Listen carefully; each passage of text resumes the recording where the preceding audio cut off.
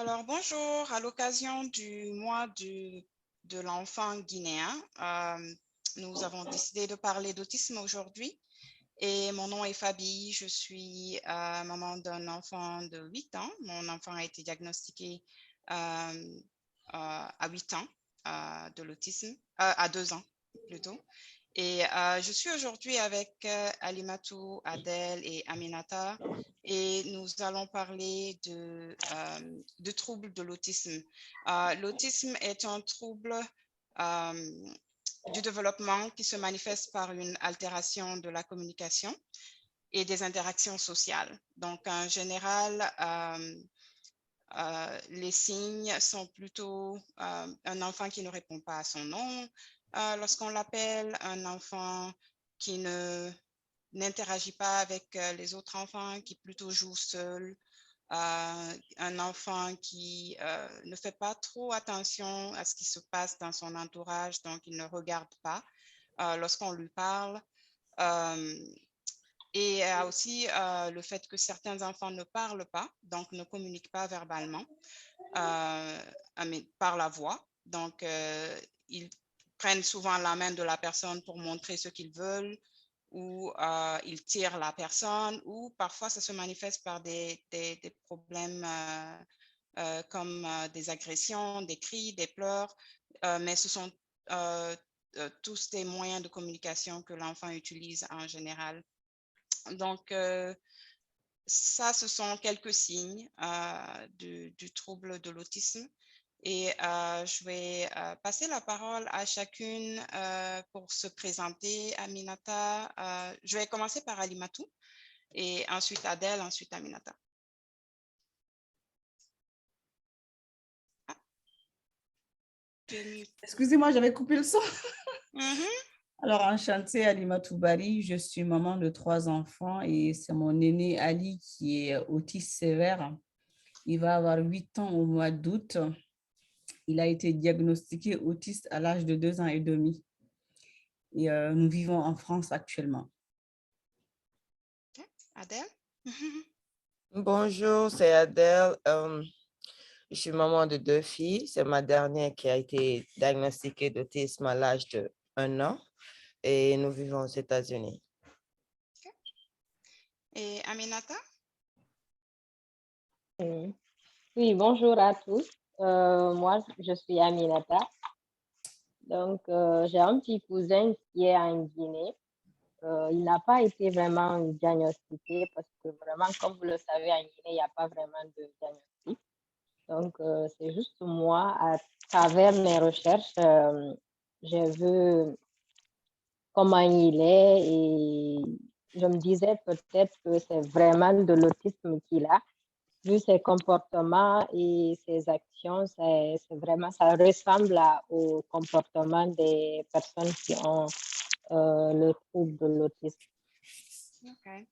Donc, à date, on n'a vraiment pas eu de diagnostic. Mais comme je vous ai dit, il a tous les symptômes des personnes qui ont l'autisme. Mm-hmm. Ouais, c'est pas facile d'avoir un diagnostic en Guinée, je pense, vu que les enfants sont diagnostiqués par un pédopsychiatre, c'est comme ça que Alimatou? Oui. Nous, ici, on appelle ça, moi, je vis aux États-Unis en passant, je suis dans la région de DC. Oui, nous, ici, c'est les psychologues, ils appellent ça les developmental specialists. Et c'est eux qui diagnostiquent l'enfant. Et souvent, l'enfant est référé au psychologue par le pédiatre lorsqu'il voit des signes d'autisme. Et à partir de là, lorsque l'enfant est diagnostiqué, il est référé maintenant à d'autres spécialités pour le traitement, la partie traitement. Je ne sais pas si en France, c'est la même chose qui se passe à Limatou. Ah, encore mute. Je disais que c'est à peu près pareil. Nous, on a commencé d'ailleurs les prises en charge avant son diagnostic parce que le diagnostic, ça peut être très long. Il y a une longue liste d'attente. Ça peut prendre 1 an, parfois même 4 ans pour certains enfants avant d'être diagnostiqués, avant d'obtenir un rendez-vous pour être diagnostiqué. Oui. Donc, dès que tu as les symptômes, tu fais les démarches tout de suite. Si tu as les moyens, soit tu le fais en libéral ou tu passes par le service public et tu commences les thérapies. OK, OK. Ici aussi, ça peut être long parfois, dépendamment de la région des États-Unis où on est. Mais en général, dès que le pédiatre voit des signes et qu'il nous réfère au psychologue, en attendant, l'attente est longue pour voir le psychologue. Ça peut prendre 6 mois à 1 an, dépendamment Oui. de la disponibilité de la région où on est. Mais pendant ce temps, on peut commencer des prises en charge, effectivement. Ils appellent ça early intervention au niveau de l'État Exactly. où on est. Oui, c'est ça. Donc, ils commencent les traitements avant que tu n'aies le diagnostic. Et donc, c'est un peu ça. Et je sais qu'en Guinée, il n'y a pas pour l'instant quelqu'un qui diagnostique officiellement l'autisme. Mais je sais qu'il y a des familles qui sont allées en Côte d'Ivoire et au Sénégal où ils peuvent trouver des diagnostics. Bibi, je vais te mute, OK? OK. OK, on a parlé un peu du diagnostic. Et après le diagnostic, quelles sont les différentes prises en charge qui sont en France? Aux États-Unis, ici, une fois qu'on a eu le diagnostic officiel, la première thérapie, celle qui est vraiment efficace et qui est l'une des, ils appellent ça le gold standard des thérapies pour l'autisme, c'est le ABA. Donc ici, en fait, on va référer l'enfant au ABA. Et ABA, c'est entre 10 heures et 40 heures de thérapie par semaine quand il réfère l'enfant. Il réfère l'enfant pour faire speech therapy. Et speech, c'est orthophoniste, je pense, en français. Oui. Et donc, habituellement, c'est entre 30 minutes et 1 heure par semaine pour l'orthophonie. Ensuite, dépendamment si l'enfant a des problèmes de moteur fin, fine motor, on le réfère aussi pour faire de l'occupational therapy. Donc, Okay. ça, c'est la troisième spécialité qu'on va référer l'enfant. Et parfois, si l'enfant a des problèmes de nutrition, on le réfère quand même à un nutritionniste aussi, parce qu'il y a des enfants qui ne mangent que la même chose tout le temps. Donc, il y a ces 4 spécialités-là. Et physical therapy, c'est pour donner la force aux enfants. PT, c'est pour donner plutôt travailler sur la force des membres, la force de soulever quelque chose. Parce que si, par exemple, un enfant ne met pas la pommade sur le corps, parce que ça prend une certaine pression pour étaler la pommade sur le corps, et eux, ils n'ont pas cette fermeté-là. Donc, en général, on essaie de renforcer les muscles qu'ils utilisent pour faire des tâches quotidiennes. Donc, ça, c'est PT qui le fait, physical therapy. En dehors de ça, et eux, ils sont souvent, l'assurance couvre une partie, les parents vont payer une partie. Mais il y a d'autres thérapies qui ne sont pas payées par les assurances, qui est par exemple music therapy, qui aide à travers le chant et à travers la musique à développer la communication. Et je sais que les enfants aiment chanter, donc en général, ça aide beaucoup à développer ce langage-là. Donc, c'est ça que moi, j'ai comme expérience de mon côté avec mon fils, mais je ne sais pas, Adèle, de ton côté, tu as d'autres thérapies? De mon côté, elle a commencé avec la thérapie de early intervention avant qu'elle ne commence l'école même. Elle avait 3 thérapeutes qui venaient à la maison. Chaque thérapeute avait 1 heure à 1h30 avec elle. Pour moi, ça n'a pas pris longtemps à avoir un rendez-vous. Je ne sais pas, peut-être j'ai été chanceuse ou quoi, peut-être dès la naissance, parce en plus d'être autistique, elle a le sickle cell. Comment on appelle ça en français? OK. Elle Oui. est, comment on dit sickle cell en français? Hyperactif, c'est ça? Non. C'est quoi les symptômes? drépanocytose. Elle Ah, est drépano. Je Drépanocytose. pense que c'est dès la naissance, on a diagnostiqué ça. Donc, à cause de ça, peut-être tous ces trucs sont allés rapidement. Donc, ça m'a beaucoup aidé avec l'aide du gouvernement parce que je n'ai pas payé un rond quand même. J'espère que chez nous, parce qu'on fait ça, c'est pour la Guinée, ceux qui ont des enfants autistiques qui ne savent pas quoi faire. Parce que je me demande ce que les gens en Guinée pensent des enfants qui sont autistiques. J'entends souvent, comment on dit ça, que saigner en sous-sous. Mongol, c'est ça, non? Yeah, mongol. Alors que c'est pas ça, c'est l'autisme. Mais comment faire pour les faire comprendre cela? Pour ne pas abandonner leurs enfants aussi avec l'autisme. Ils confondent avec le Down syndrome. Oui, avec le syndrome de Rett. Oui, c'est ça. Ou il coupe tout coup, il dit que c'est un enfant fou, quoi. OK. Oh, Non, on va En fait, saigner, revenir c'est pas réellement mongol, c'est un peu attribué à tout ce qui est mystique, quelque chose de, c'est les djinns, ce qu'on dit saigner. OK. C'est pas forcément les mongols, mais bon. Mais on reviendra à la question des stigmas. Je vais juste repartir avec Alimatou avec la prise en charge. Quelles sont les prises en charge que vous avez en France? Alors, nous, en France, on a la psychologue qui supervise le plus souvent les thérapeutes qui interviennent auprès de l'enfant. Et il peut aussi, il ou elle peut former les parents pour accompagner leur enfant. Et à côté, on a l'orthophonie. Et le plus souvent, c'est des prises en charge qui sont très, très importantes parce que le plus souvent, il y a des enfants, enfin, les enfants ne parlent pas ou ils parlent peu. Mais à ce niveau-là aussi, pour avoir une orthophoniste, je sais que dans ma région, il faut une attente de 3 ans. Ou bien tu as des orthophonistes qui ne sont pas spécialisés dans l'autisme, qui ne savent pas gérer les troubles de comportement, donc elles font de la garde ou elles augmentent les troubles de comportement de l'enfant. Donc, voilà, concrètement, c'est les parents qui se demeurent de tout seuls. Et il y a la psychomotricité pour travailler tout ce qui est motricité du corps ou la motricité fine. Et là aussi, tu trouves facilement, mais sauf que c'est les parents qui payent. Et ça coûte un peu cher parce que ça peut aller jusqu'à 50 € de l'heure. Et on a l'ergothérapie, ça c'est pour les enfants qui sont un peu plus grands, pour la tenue du stylo ou comment fermer les boutons et tout ça.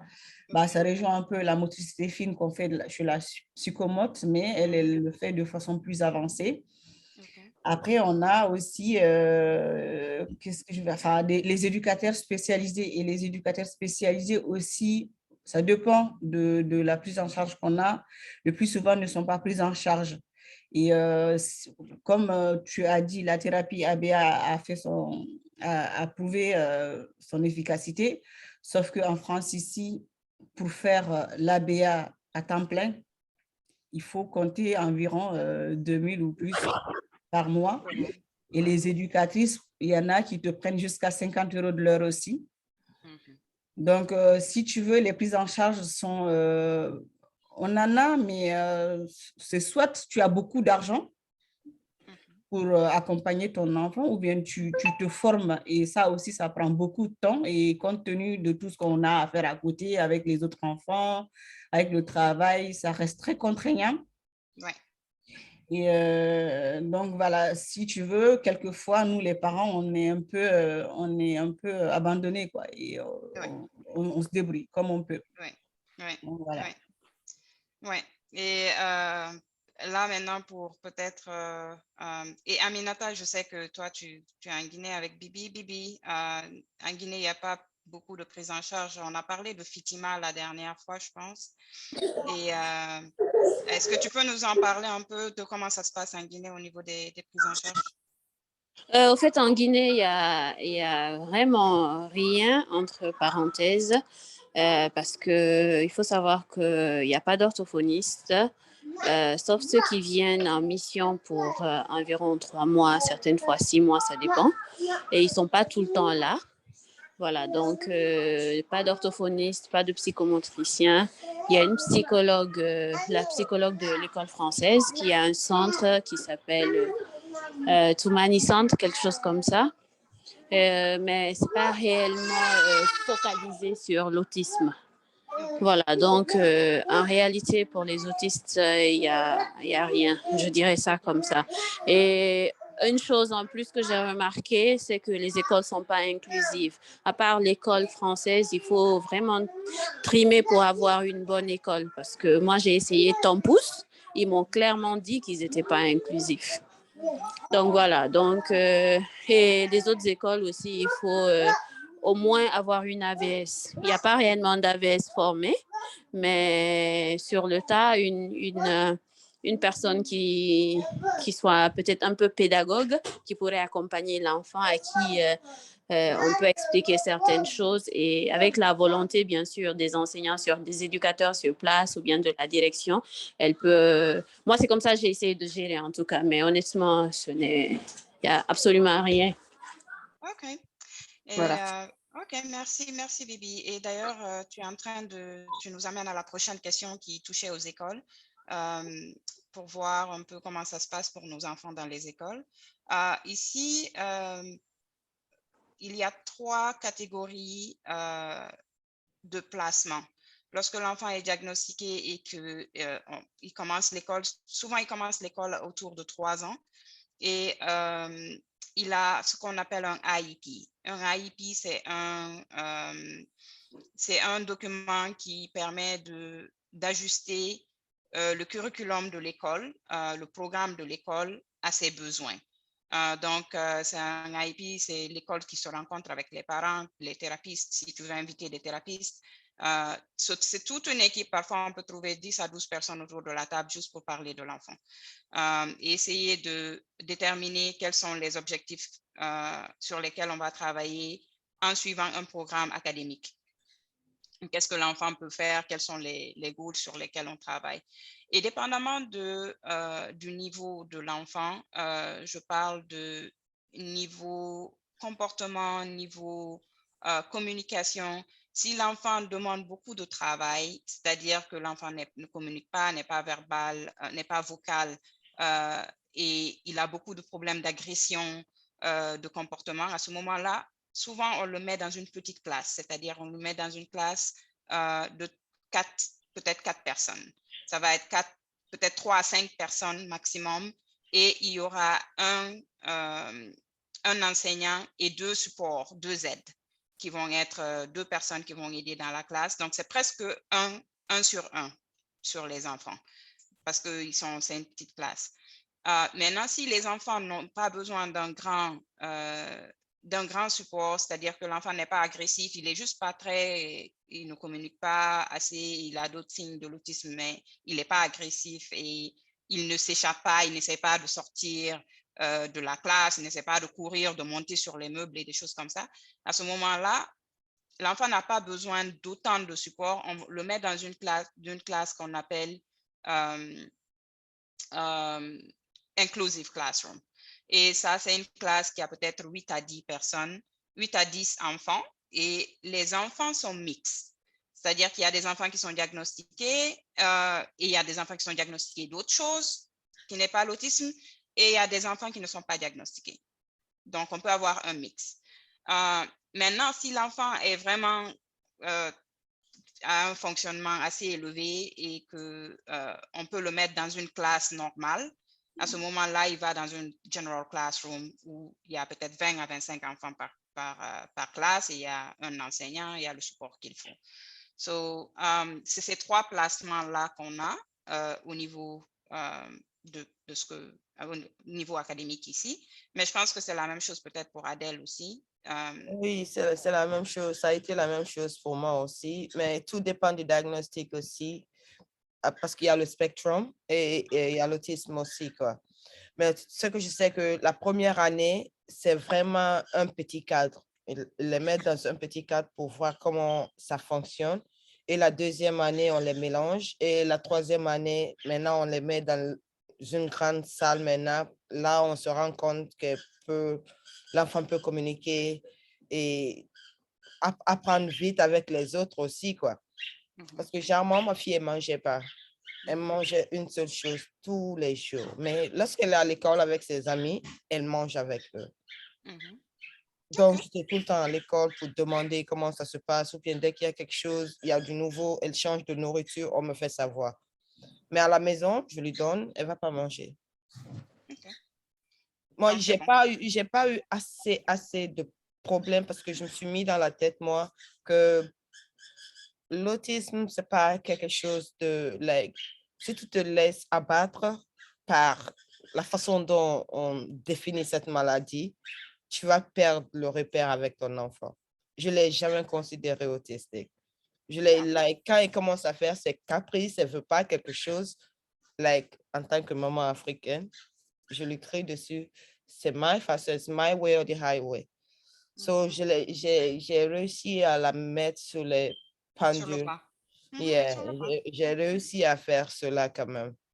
Mais comme en Guinée, il n'y a pas ce support-là, qu'est-ce qu'on peut bien faire? Il n'y a pas d'aide médicale, il n'y a pas de diagnostic. Tout ce qu'on pourra faire peut-être, c'est de faire comprendre aux mamans qui ont des enfants d'autisme, les apprendre à connaître les clés et les apprendre how to deal with them, comment avoir affaire aux enfants, comment les traiter et comment les parler. Et c'est ce qu'on est en train de faire dans ce groupe qu'on a sur Facebook, là, pour toutes les mamans qui voient des signes. Même si vous n'avez pas un diagnostic officiel, essayez juste de joindre le groupe qu'on a. On essaie de partager des ressources. Si ce n'est pas moi, Limatou essaie de partager parfois. Parfois, Marie va essayer. Donc, il y a des ressources qui circulent et on essaie de se rencontrer les dimanches. Donc, ça pourrait aussi aider à supporter de loin. Et parfois, il y a des formations et j'essaie du mieux que je peux d'en parler et d'enregistrer des mamans pour qu'elles prennent la formation pour pouvoir supporter leurs enfants en Afrique, mais ce n'est pas toujours évident, définitivement pas évident. Et l'autre chose que j'ai oublié d'ajouter en revenant sur le support à l'école, c'est que l'école accepte les thérapies à l'école. C'est-à-dire que dans son programme académique, il va toujours avoir le support, oui, avoir le support de speech, de orthophoniste 30 minutes à 1 heure par semaine. Il va avoir le support de occupational therapy, les moteurs fins, 30 minutes à 1 heure par semaine, dépendamment des besoins qu'il détermine. Et la thérapie ABA, ça dépend des États. Je pense que certains États maintenant acceptent que le thérapeute ABA puisse rentrer lorsqu'il y a des problèmes de comportement pour aider au sein de l'école. Donc, les thérapies, mais c'est des thérapies différentes. C'est-à-dire que la thérapie qui est référée par le médecin sont des thérapies médicales. Les thérapeutes qui sont à l'école sont des thérapeutes qui sont payés par le district de l'école. Donc, c'est des thérapies différentes. Donc, l'enfant peut avoir la thérapie et l'école à l'école et continuer à avoir la thérapie à l'extérieur en même temps. Donc, il a des supports des deux côtés. Chez nous, c'est comme ça que ça se passe. Alimatou, chez vous, comment ça se passe chez nous, en c'est France? tout à fait le contraire. Là, aujourd'hui, vous allez dire, ah oui, cette maman, elle est quand même un peu pessimiste, hein? Mais bon, je vous... Non, pas du tout. On est réaliste. En fait, alors là, je pense qu'on a plus de chance avec les enfants ici aux États-Unis. Parce que nous, c'est quasiment le contraire. Dès le diagnostic de l'enfant, déjà à l'école, tu sens que ton enfant n'est pas le bienvenu, quoi. Il parle d'inclusivité à l'école, l'école inclusive pour tout le monde, mais c'est juste dans les écrits. En réalité, c'est tout autre. Parce que nous, au début, il l'acceptait que les matinées. Et encore, il partait avec une AVS qui n'était pas formée. Et tous les midis, la directrice, elle me disait d'attendre. Elle me disait que Ali a fait ci, il a fait ça. Sauf qu'il n'y avait jamais de solution. On me posait les problèmes qu'il a fait à l'école. Et il voulait même qu'on diminue les heures d'école. Et on est passé à 2 matinées par semaine quasiment. Et donc, cela a continué. Et aujourd'hui, il va avoir 8 ans. C'est toujours pareil. Il va en demi-journée. Hein. Et quand tu veux faire intervenir des thérapeutes à l'école pour former l'AVS, et pourquoi pas la maîtresse, parce que des fois, la maîtresse peut avoir toutes les volontés du monde, mais elle n'est pas formée, elle peut pas, elle ne sait pas comment s'occuper de ton enfant. Et pour faire intervenir quelqu'un, une thérapeute à l'école, on te demande de signer des documents, des paperasses avec l'éducation nationale. Et ces derniers te disent, ouais, il faut une convention collective.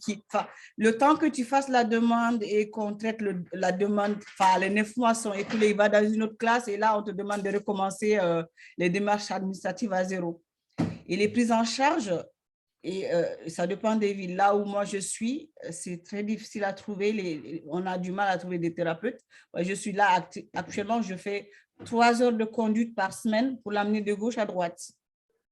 Et ils ont des IME, c'est des instituts médicalisés où on te dit que tout est centralisé, sauf que ces gens-là sont formés polyhandicap. Et le plus souvent, nous, nos enfants, on est d'accord, ils n'imitent pas, ils ont la difficulté d'imiter, mais quand il s'agit d'imiter des mauvaises choses, ils sont champions.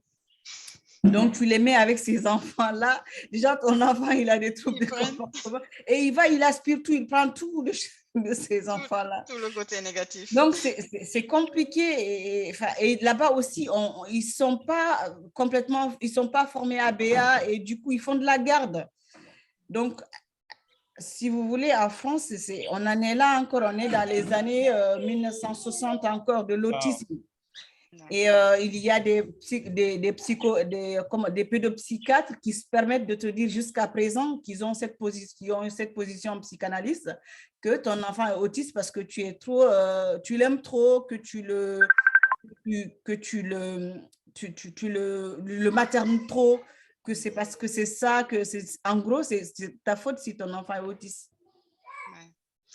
Donc, voilà, l'école, c'est pas terrible. Hein.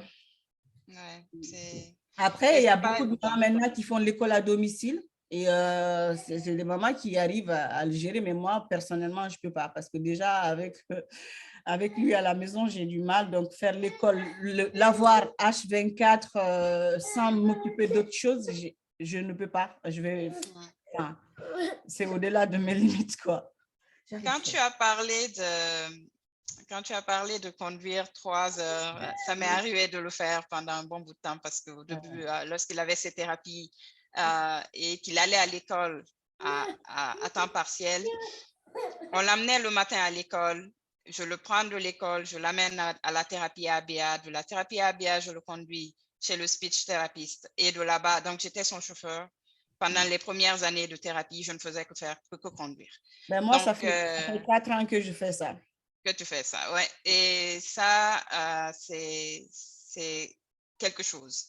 Et je pense qu'à un moment, ça m'a juste fait penser, si moi, je suis fatiguée et que je le fais courir autant d'une thérapie à l'autre, cet enfant-là, il est très fort et très résilient parce que un enfant, c'est pas censé aller d'une thérapie à l'autre, aller à l'école pendant plus de 8 heures par jour. C'est-à-dire, il se réveille à 8 heures, tu es déjà debout, vous êtes en train de courir, vous rentrez à la maison à 18 heures. Et le petit a à peine le temps de manger pour aller dormir. À quel moment il va devenir un enfant? Donc, il a fallu qu'à un moment, je me dise, on va évaluer qu'est-ce qui marche le mieux et on va juste arrêter là. Et on va se focus sur qu'est-ce qui marche le mieux parce que c'est trop comme thérapie. Et donc, quand il a commencé à l'école et qu'il avait le support avec, malheureusement, vous en France, ce n'est pas aussi simple que ça, mais qu'il avait le support du speech et de l'occupational therapy au sein de l'école, on a coupé ça et on a juste maintenu le ABA. Et à un moment, le ABA, il était saturé de ABA parce qu'il a commencé à montrer des comportements qui étaient agressifs alors qu'ils ne l'étaient pas. Et c'est tout simplement parce que c'était la répétition. Il commençait à être frustré avec la répétition des choses qu'il faisait et on a décidé d'arrêter et de recommencer après. Et on a vu que ça marchait mieux. Ça marchait mieux quand c'est une thérapie qui est moins répétitive, donc qui est plus naturelle, qui est à travers le jeu. Donc, on a changé de thérapeute ABA à un moment, on a vu que le modèle de thérapie avec le jeu marchait beaucoup mieux que de s'asseoir à une table et essayer de le faire répéter avec des cartes. Oui. Ça fait son travail au début, mais après, il était frustré. Ça D'accord. marchait plus. Donc, oui, c'est un peu ça, la routine de l'école. Et je pense que, Bibi, tu as touché un peu à l'école en Guinée. Et je pense pas qu'il y a grand-chose là-bas non plus. Il y a pas grand. Il n'y a rien. Disons ça comme ça. Il n'y a rien. Oui, il n'y a rien. Il n'y a rien. Voilà. Et, Il n'y a pas le minimum. Au fait, l'autisme est très mal connu en Guinée. Oui.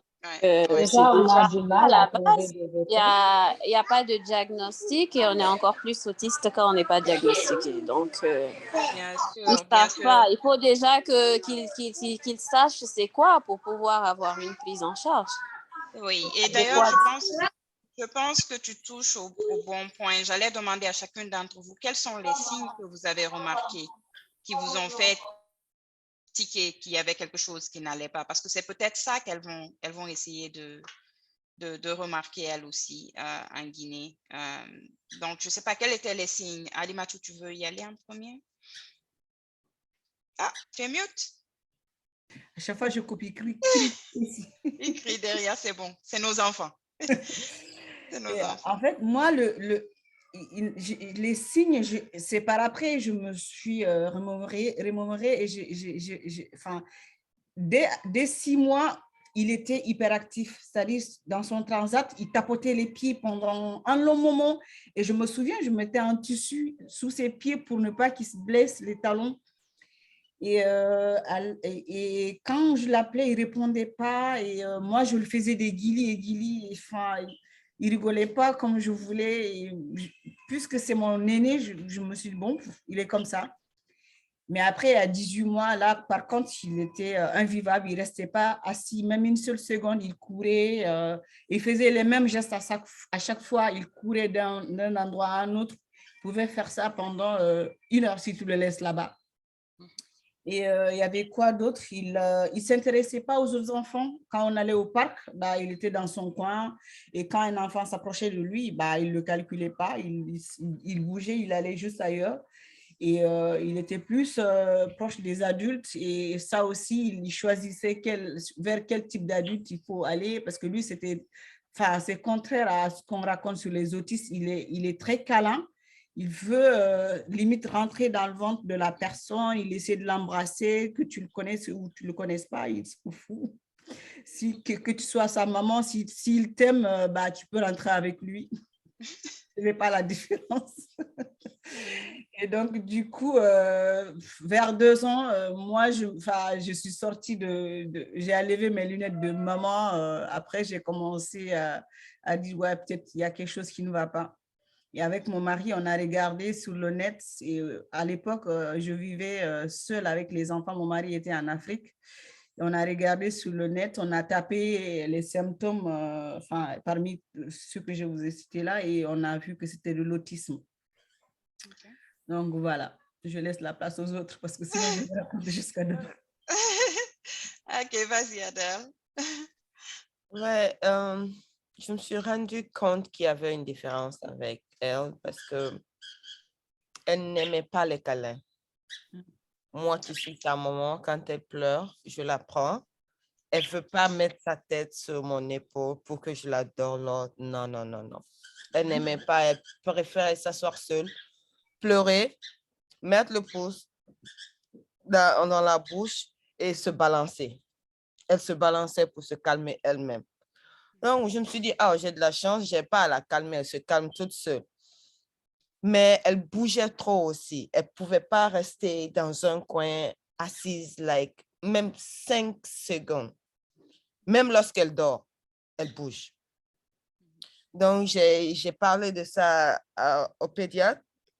Le pédiatre m'a donné des papiers que j'ai marqués, à quel âge elle a marché, elle a commencé à parler les premiers mots. C'est comme ça que j'ai su qu'il y avait une différence. Parce qu'avec ma première fille, je sais que les enfants aiment quand tu les prends, chaque fois tu les attrapes avec toi, vous vous amusez, mais elle, non. Elle préfère que tu la laisses là, elle seule. Et maintenant qu'elle grandit, elle n'aime pas le rejet. C'est quand tu pars au parc, les autres enfants jouent, d'autres ne veulent pas jouer avec elle. Elle commence à pleurer, elle est sur ses nerfs. Like, raison pour laquelle je ne la fais pas sortir de trop. Donc, à chaque fois que cela arrive, j'essaie de lui parler. Ce n'est pas tout le monde qui va vouloir jouer avec toi. Tu dois comprendre. Si X ne veut pas jouer avec toi, pars vers Y. Mais des fois, elle ne comprend pas.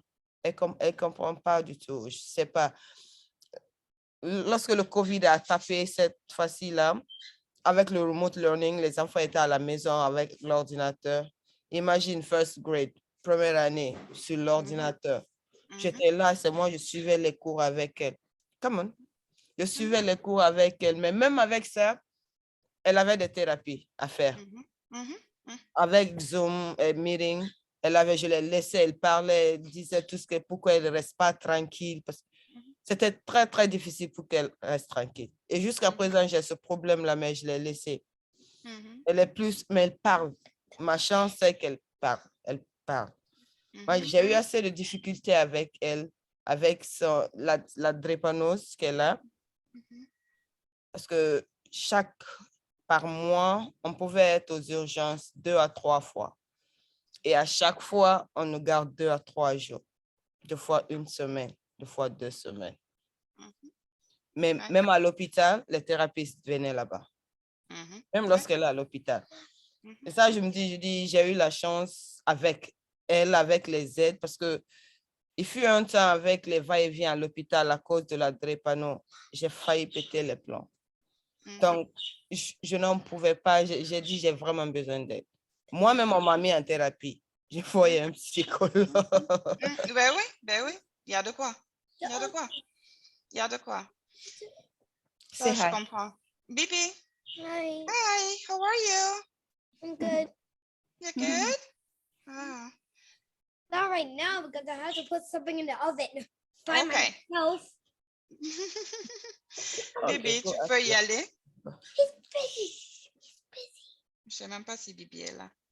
Je suis là, mais il y a tellement de bruit derrière.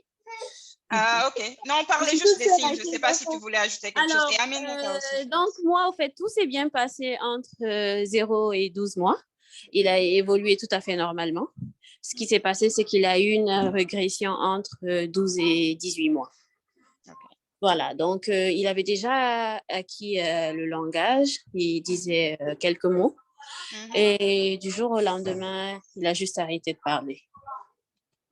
Donc, il ne disait plus rien. Côté alimentation, il a commencé à être très sélectif. Il ne voulait plus manger certains aliments et tout. Et il a commencé à fuir du regard et à ne plus répondre à son prénom quand on l'appelle. Alors que tout ça, il l'avait déjà.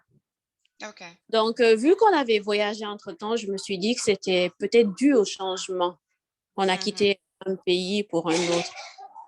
Mais non, moi, l'autisme, en fait, je l'avais vu, je l'ai connu en premier, c'était à travers une série que je regardais. Et il y avait un enfant autiste et tout. Donc, moi, j'ai tiqué au bout d'un mois, j'ai tiqué, je me suis dit, bon, voilà, je suis allée sur Google. Google a c'est un genre de questionnaire que tu remplis pour voir, c'est comme un petit diagnostic, là.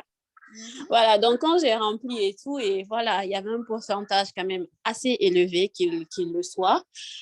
Donc, j'ai eu à contacter une orthophoniste où on était, mais bon, ils m'ont dit qu'il était encore trop jeune, d'attendre qu'il ait 24 mois, que ça peut arriver, le langage va se débloquer. J'ai dit OK, donc j'ai attendu 24 mois, ça n'a pas changé.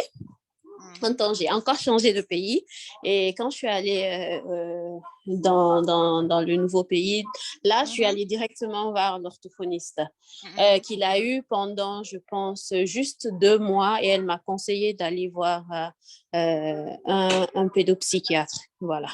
Donc, c'est à travers ça et j'ai eu le diagnostic et tout. Il a vu une équipe pluridisciplinaire.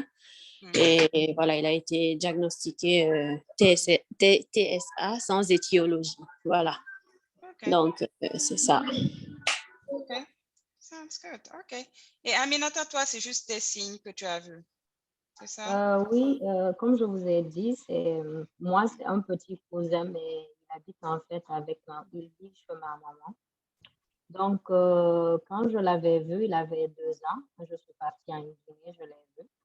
Donc, quand tu l'appelles, en fait, il ne te regarde pas, il ne réagit pas. Je me suis dit, normalement, un enfant, même s'il a moins d'1 an, quand tu l'appelles, il réagit à son nom. Mais lui, tu peux rester là, l'appeler toute la journée. Il ne te regarde pas, il est dans son coin, dans son monde, il joue avec personne. Maintenant, j'ai parlé avec ma maman, je lui ai dit, est-ce que lui, il est normal? Elle m'a dit, non, il est normal, c'est un bébé, ça va passer. Donc, j'ai laissé tomber. Maintenant, au fur des années, il avait 3 ans comme ça. Ils se sont rendus compte eux-mêmes que voilà, il y avait quelque chose. Mais comme vous le savez, on ne connaît pas l'autisme vraiment en Guinée. Et là, il l'envoyait chaque jour chez des guérisseurs et partout, quoi. Ils l'ont envoyé partout en Guinée, au village, Donc, vraiment, ça ne donnait rien. Et après, moi aussi, je me suis dit, attends, je vais faire des recherches. J'ai fait des recherches sur Google, ces symptômes et tout. Du coup, j'ai vu l'autisme. Après, c'est après ça que je me suis dit, peut-être qu'il a l'autisme. Mais jusqu'à présent, il n'a pas vraiment eu un diagnostic officiel. Ok, oui, c'est un peu, Donc, difficile en c'est Guinée. ça. C'est un peu difficile. Et côté aliment, bon, lui, jusqu'à présent, il a eu 4 ans, mais il ne parle pas. Et il ne mange pas aussi, juste les céréales. C'est juste ça qu'il mange. Il ne parle pas, il est dans son monde. Il n'a joue pas eu de seul. support. Du tout, non. Il n'a pas eu de support, c'est normal. Moi, dans mon cas, ce qui s'est passé, c'est que déjà, il sautait des étapes au niveau de quand il grandissait. Donc, il n'a pas marché à 4 pattes. Il s'est levé immédiatement à presque 7 mois. Donc, il était très précoce. Et donc, il a commencé à... Il ne parlait pas jusqu'à 3 ans. Il a commencé à dire son premier mot « bye-bye » à 3 ans lorsqu'il est allé à l'école. Mais aussi, ce que je remarquais, c'était plus... j'ai pensé au début que c'était... quand je regardais sur l'Internet, c'était plus un truc sensoriel. Parce qu'il n'aimait pas tout ce qui était gâteau, tout ce qui avait une texture que d'habitude les enfants aiment. Quand je lui donne, il a envie de vomir. Il le rejette et il ne veut pas le manger. Il mangeait ses petits pots au début, mais il faut bien le transitionner à quelque chose de plus solide. Et il ne mâchait pas. Il avait des problèmes pour mâcher. Et c'est à 15 mois que moi, j'ai signalé à son pédiatre. Et à chaque fois qu'on va en fait pour les check-ups, on te donne une liste de choses à checker pour voir s'il est en train de progresser correctement. Et elle s'est rendue compte qu'il ne faisait pas certains trucs. Elle m'a dit, oh, attends jusqu'à 18 mois, observons jusqu'à 18 mois, essayons de voir. Et donc, à son 18 mois de check-up, c'est là qu'ils se sont rendus compte qu'il y a assez de red flags, il y a assez de signes. Donc, elle a référé à 18 mois et il a été diagnostiqué à 2 ans. Donc, ça nous a pris 6 mois, en fait, pour qu'il soit diagnostiqué. Mais entre ces 6 mois-là, il avait déjà commencé les prises en charge avec Early Intervention. Mais c'est ça, les signes en général que nous, on avait. C'est qu'il ne parlait pas du tout, il ne répondait pas à son nom. Les textures pour manger étaient difficiles. Et aussi le sommeil. J'oubliais le sommeil. Le sommeil, c'était quelque chose. Et jusqu'à présent, c'est quelque chose. Je pense que toutes les mamans ici vont en témoigner. Ah, je pense, ouais. Le sommeil, c'est toujours quelque chose quand même. Le sommeil, c'est quelque chose. Quand vous rencontrez une maman d'un enfant autiste, soyez gentil. C'est tout ce que je veux vous dire. Soyez gentil. Elle passe par beaucoup de choses. Les multiples réveils la nuit. Un enfant tu le couches à 21h, il se réveille à 1h du matin et il est prêt à jouer. Il a toute l'énergie qu'il faut pour jouer. Oui. Je dis souvent à mon mari, je dis, certaines femmes, quand tu leur demandes ce qu'elles veulent, ouais, je veux que tu m'amènes un week-end dans un hôtel 4 étoiles. Moi, je veux juste dormir. Dormir. Dormir. Donc, c'est ça. C'est ça. C'est des enfants qui ont beaucoup de troubles du sommeil aussi. Et oui. Et certains à qui on donne des médicaments. J'ai oublié de mentionner que l'autisme ne vient pas souvent seul. Il vient avec d'autres diagnostics qui sont reliés à l'autisme, comme l'hyperactivité que Alimatou était en train de parler. Moi, mon enfant, non seulement il a l'autisme, il a le ADHD, l'hyperactivité, et on l'avait diagnostiqué avec ODD, c'est-à-dire que ça, c'est Oppositional Defiant Behavior. Et ça veut dire que quand tu lui dis de faire quelque chose, il est prêt à se battre. Il fait le contraire. Oui, c'est ça le diagnostic de ça. Là. Il est defiant, naturellement. Il est rigide, en fait. Yeah. Et il n'est pas flexible. Il ne veut pas recevoir d'ordre.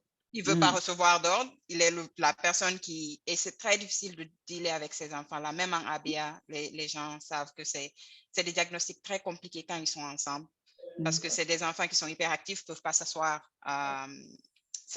et apprendre. Donc, il va falloir que tu leur apprennes pendant qu'ils sont en train de bouger. C'est des enfants à qui tu ne dois pas dire ce qu'ils doivent faire parce qu'ils ne vont pas le faire. Donc, il faut leur donner des choix pour qu'ils pensent que c'est eux qui sont en train de choisir, basically, ce que tu es en train de leur dire de faire. Donc, tu leur donnes des choix qui sont restreints. Avec l'autisme, c'est pas évident parce que c'est des enfants qui aiment être seuls, qui adorent être seuls, actually. Donc, tu peux les mettre entre enfants autistes, mais ils ne vont jamais jouer ensemble. Ils vont toujours jouer chacun de leur côté en parallèle et ne vont pas faire des activités ensemble. Donc, c'est un des côtés négatifs de mettre seulement des enfants autistes dans une classe. Parce que cette interaction sociale qu'on est en train d'essayer de leur enseigner ne se fait pas automatiquement parce que chacun d'entre eux a ce diagnostic-là et ne veut pas interagir avec l'autre. Donc, c'est forcer quelque chose avec des enfants qui ne sont pas naturellement enclins à aller vers d'autres personnes.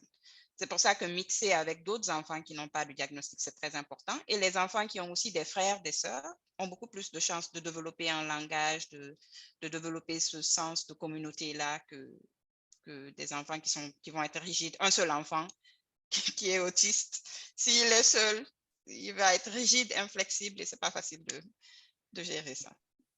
Donc, c'est dans ça, moi, je suis un seul enfant, seul avec autisme là.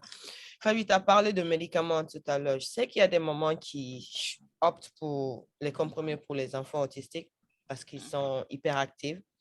Je conseillerais de ne pas donner de médicaments. J'ai un ami, lorsqu'il m'a parlé de son enfant, des activités de son enfant, j'ai dit, vois un docteur. Ton enfant est sûrement autistique.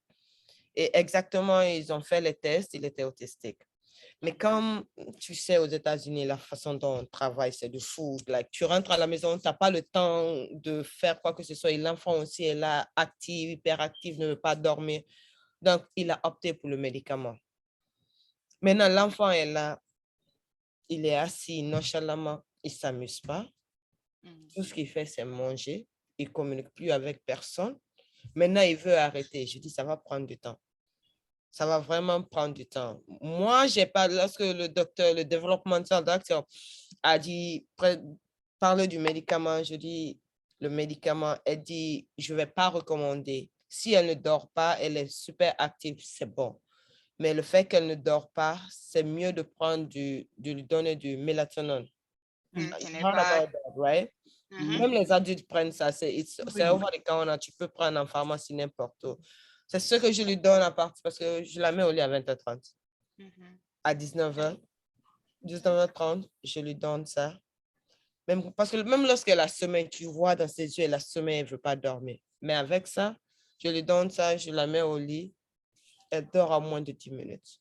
Et elle ne se réveille pas la nuit après? Non. Ah, tu as de la chance parce que nous, quand on lui donne ça, il se réveille la nuit. OK, c'est ça. Ce que j'allais dire, c'est bien que ça marche pour toi, Adèle. Il y a des médicaments, je veux dire, des médicaments ils réagissent différemment pour chaque enfant. La mélatonine, c'est bien pour endormir l'enfant, mais ça ne le fait pas rester dormir toute la nuit. Donc, c'est bon que toi, dans ton cas, une fois qu'elle est couchée et qu'elle s'est endormie, elle dort toute la nuit. Toute la journée. Donc, lorsqu'elle se couche, là, elle est KO. OK, that's good. Ça, c'est vraiment Regardez bien. là, ce qu'elle est en train de faire exactement tout à l'heure. Elle n'a rien à faire. Elle est fatiguée de l'iPad, l'ordinateur, tout. Qu'elle veut bake cake. Qu'elle veut faire un gâteau. Gâteau de quoi? Je ne sais pas. C'est des enfants qui sont super, oui, qui sont super. Les enfants autistiques sont super intelligents. Il ne faut pas qu'on les voie comme ça. Ils sont super intelligents. L'enfant autistique qui va être intelligent sera vraiment, vraiment intelligent. Moi, je peux dire que j'ai la chance.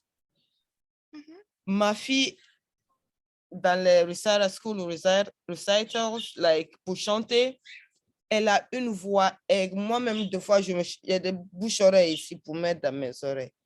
Elle parle, elle a une voix très, très forte. Donc, on lui demande tout le temps de chanter, mais elle est gênée, elle a honte. Mais quand c'est moi dans mes oreilles ici, ça crie. Donc, moi, je la registre jamais à sa maîtresse. Donc, un peu, elle a commencé à s'habituer à sa maîtresse, aux élèves, comme tout le monde l'acclamait. Elle s'est habituée à ça. Ça prend de la confiance.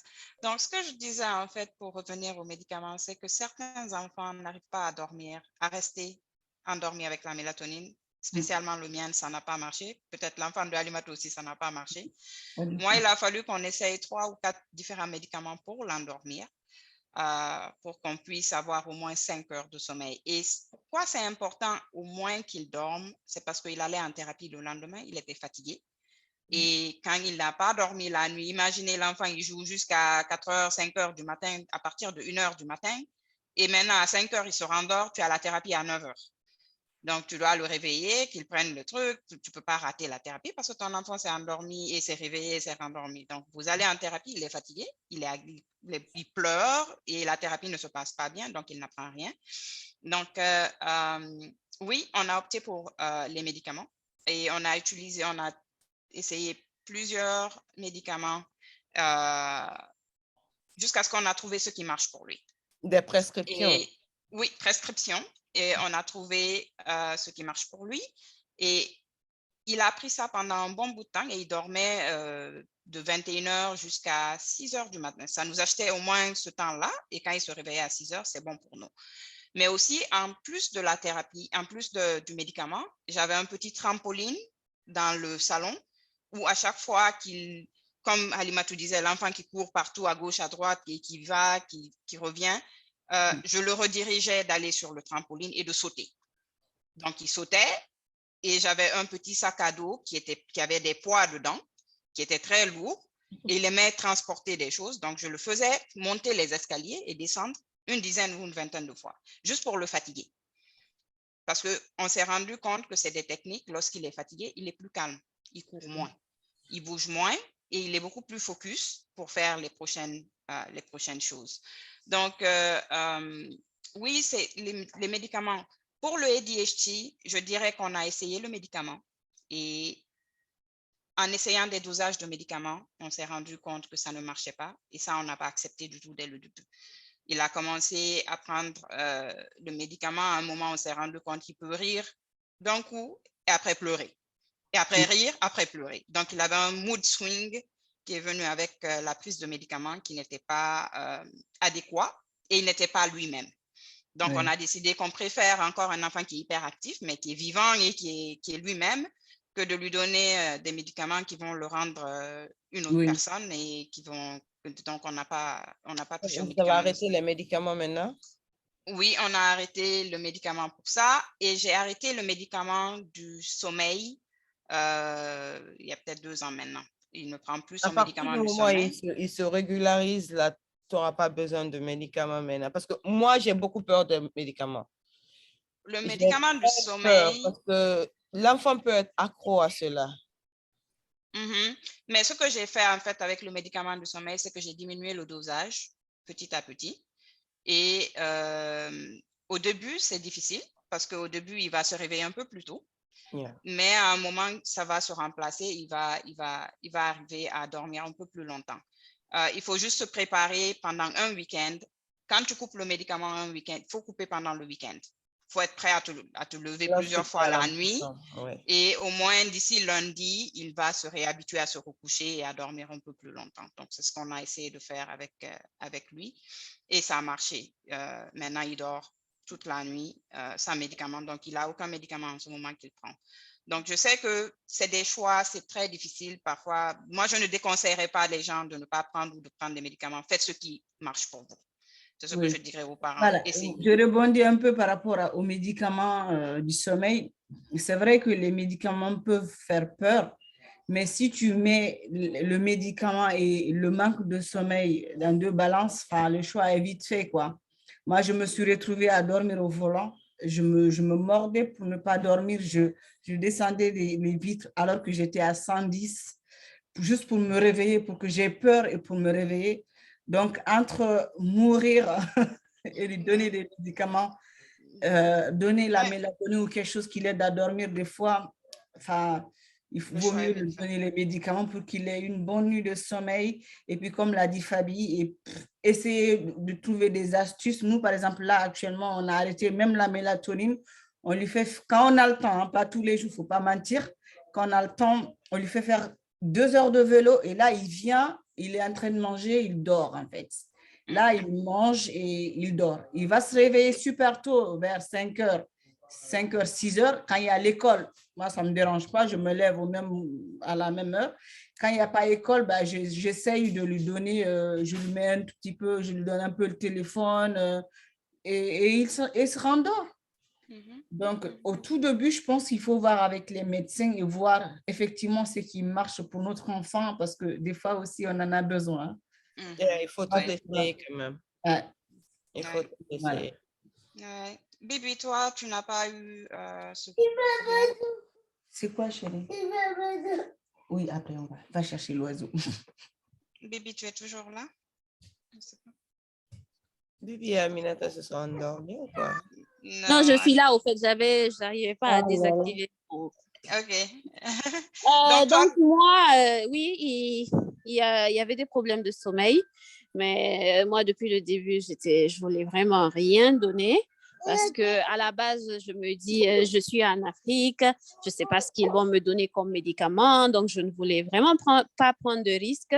Donc, j'ai dealé avec, quoi. Et petit à petit, j'ai commencé par éliminer la sieste parce qu'il faisait la sieste.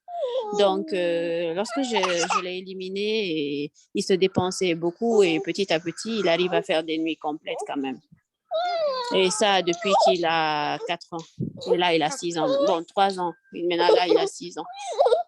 Okay. Et il dort de 20h à 7h du matin. OK. D'accord. Ça marche. Et de ce côté. Moi, pour mon petit fidèle là, lui, il ne dort pas. Okay. Mais des fois, on lui donne du médicament pour dormir. OK. Un sirop.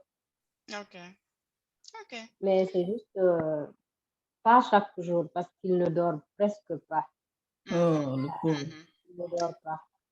Et des fois, en fait, quand ma maman, elle est vraiment KO, fatiguée, elle lui donne le médicament la nuit. Mais quand même, c'est pas le médicament que j'ai entendu, la mélatonine. La mélatonine n'est pas un médicament. Ça ne contient pas de médicament. C'est herbal, en fait. C'est herbal, ça booste le sommeil. Oui, c'est à base d'herbe. C'est un complément alimentaire. Exactement. C'est ça. Tu n'as pas besoin de prescription pour la mélatonine.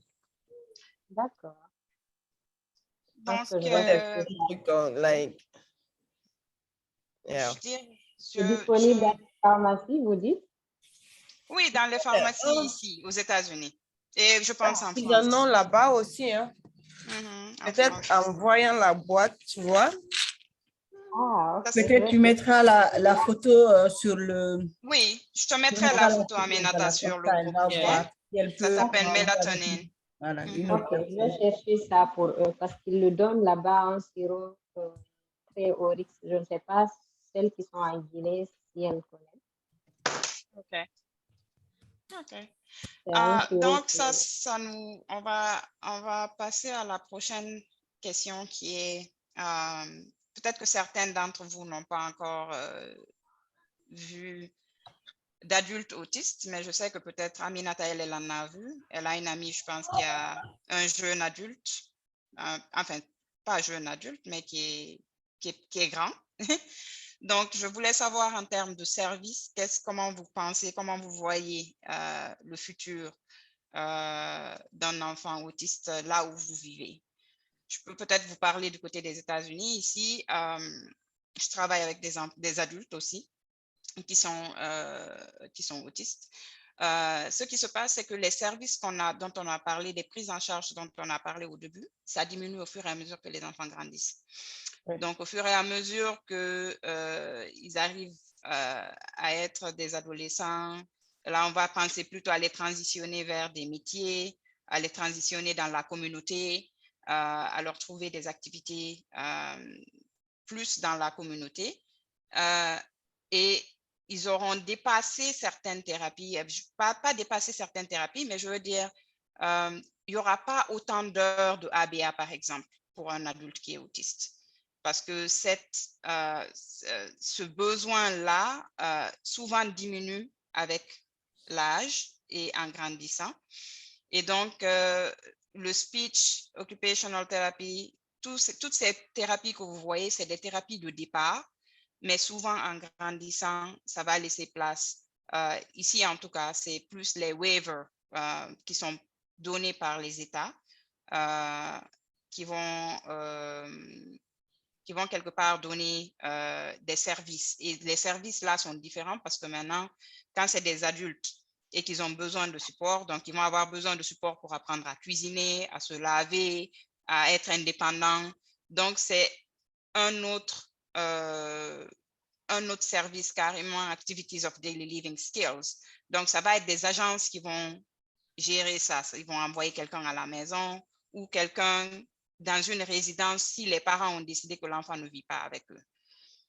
Donc, ou si l'enfant est assez indépendant, il a son propre appartement, ils vont amener quelqu'un pour pouvoir l'assister pendant la journée pour ces activités-là.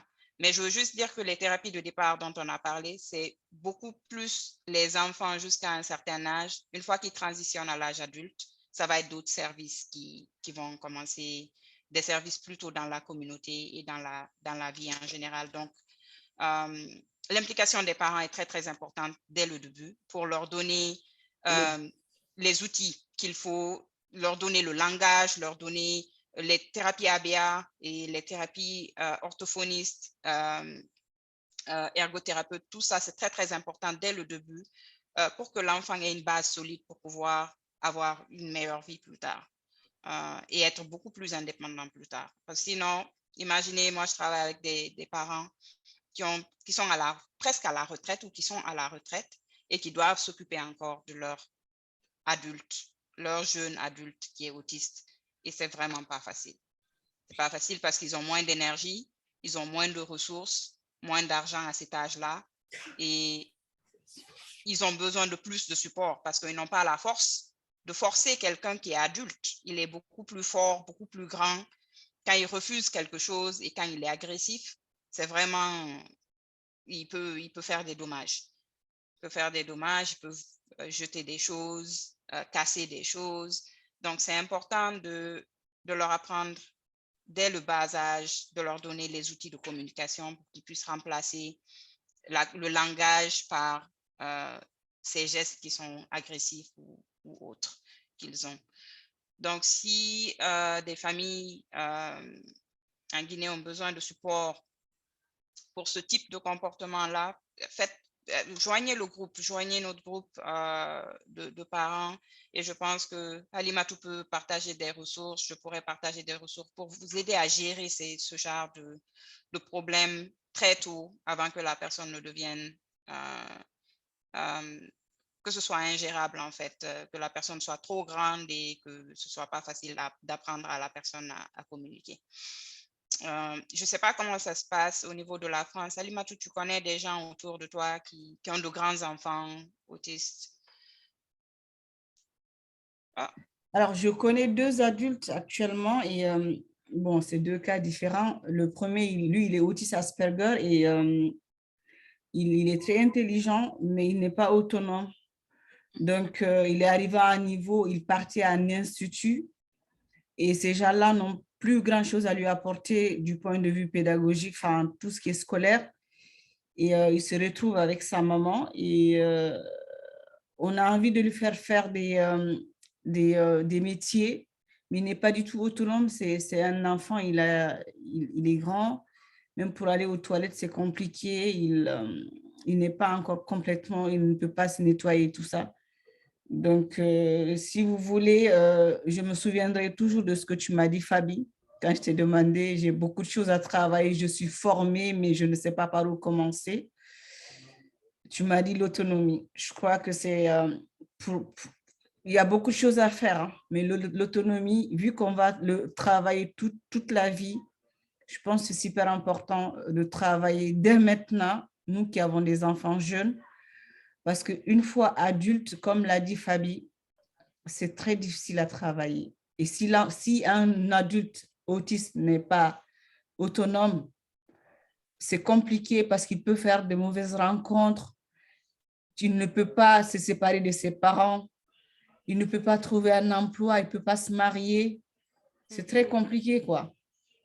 Après, je connais le deuxième adulte. Lui, par contre, il n'est pas autant intelligent que l'autre. Ses parents se sont beaucoup investis et là, il fait un BTS et je crois qu'ils ont trouvé un logement pour lui et on croise les doigts. Peut-être qu'il va réussir son BTS et petit à petit, il est en train de devenir autonome. Donc, ce que j'essaye de dire ici, c'est vrai que la partie scolaire est super importante, mais si par derrière, ton enfant n'est pas autonome, ça ne sert pas à grand-chose. Oui, c'est ça, c'est que le côté académique est vraiment, vraiment important, mais il faut savoir qu'est-ce qui est important dans le côté académique. Par exemple, moi, quand je vois l'enfant apprendre l'addition, la soustraction, tout ça, c'est des choses qui sont importantes parce que l'enfant va additionner de l'argent. L'enfant va soustraire de l'argent.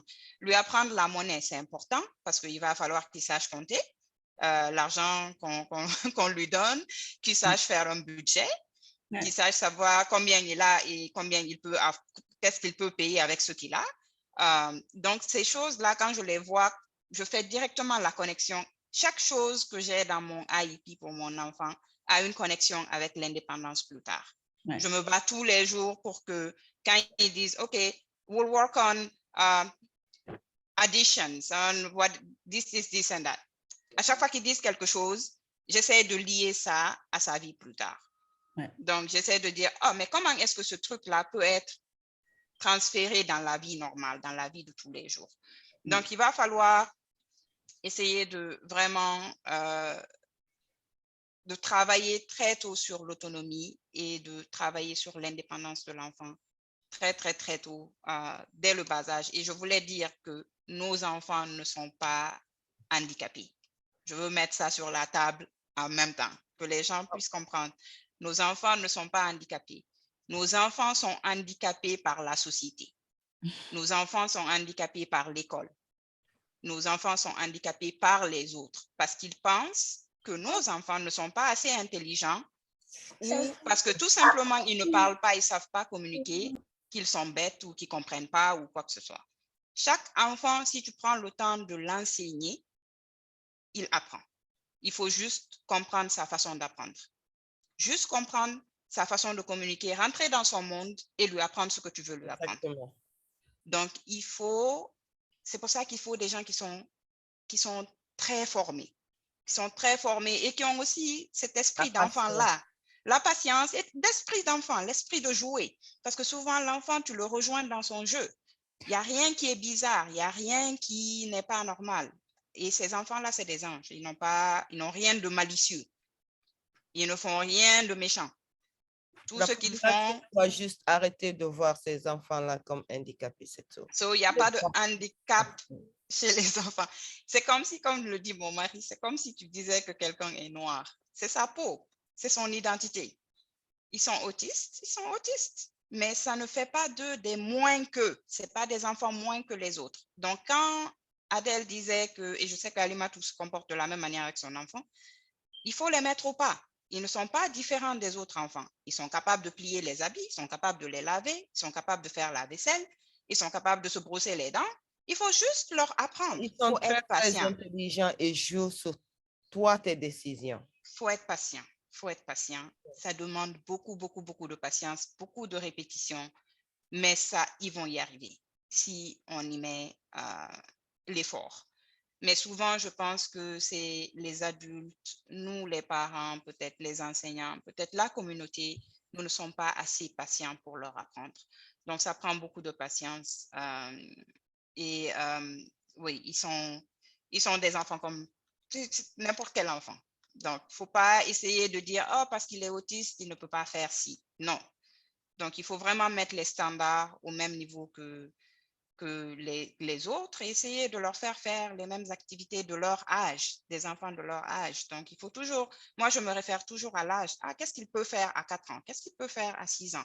OK, donc, il doit faire ça. OK, d'accord, je vais lui apprendre à faire. Il faut qu'il fasse. Donc, c'est comme ça, en fait. Et je ne sais pas, Bibi, Aminata, si vous avez une expérience avec des adultes de votre côté en Guinée.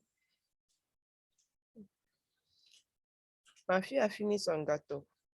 Elle a fini? Elle a fait? OK. Bring your cake here. Let me show Auntie. C'est pas mal. Bibi, tu es là? Bravo! Bibi, tu es là? Thank you. Oui, je suis là.